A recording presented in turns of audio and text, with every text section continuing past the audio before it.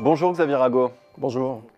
Vous êtes président de l'OFCE qui prévoit une croissance assez morose en zone euro pour 2017, 1,5% après 1,6% en 2016. Alors je vais rappeler aussi que 2017 va être marqué par l'incertitude, échéance électorale en France et en Allemagne, mais aussi alignement des astres qui touche à sa fin avec la remontée du pétrole et des taux. Et puis il y a aussi les inquiétudes autour des banques italiennes. Alors finalement, est-ce qu'on pourra s'estimer heureux si on évite une nouvelle crise cette année avec tous ces facteurs ? Oui, mais je ne le dirais pas comme ça.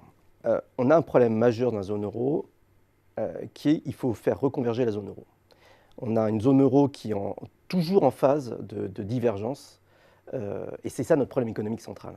Et on ne sait pas la façon dont les accords politiques permettront de faire reconverger la zone euro. C'est ça la grande question. C'est l'incertitude politique sur la résolution de notre problème économique. Et au départ, c'est notre problème économique. C'est l'excédent commercial allemand qui est 9%, qui est proche de 10% du PIB, qui est un des plus élevés du monde. C'est la croissance italienne qui est extrêmement faible, avec une dette de 130% du PIB et une croissance qui est inférieure à 1%, donc très faible, avec des gains de productivité très faibles en Italie. C'est les tensions sur la Grèce, c'est la question sur la pérennité des frontières de la zone euro, qui est toujours en débat, en Allemagne en particulier.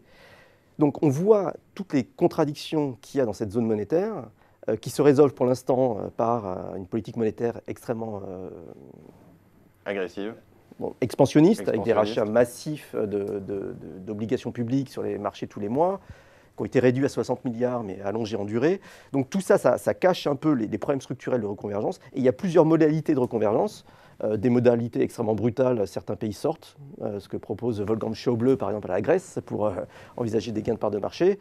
D'autres, un budget de la zone euro, d'autres, des stratégies nationales. Enfin, plusieurs façons sont possibles pour faire reconverger l'Europe. Il n'y a pas d'accord, il y a peu de débats profonds. Et c'est l'incertitude sur les chemins à suivre qui seront le risque principal de ce 2017. Il faudra trancher une façon de faire reconverger cette Europe et permettre de retrouver le plein emploi et la croissance. Merci beaucoup Xavier Rago pour ce décryptage des grands enjeux dont va dépendre le scénario macroéconomique de 2017 en zone euro. Merci beaucoup. Merci.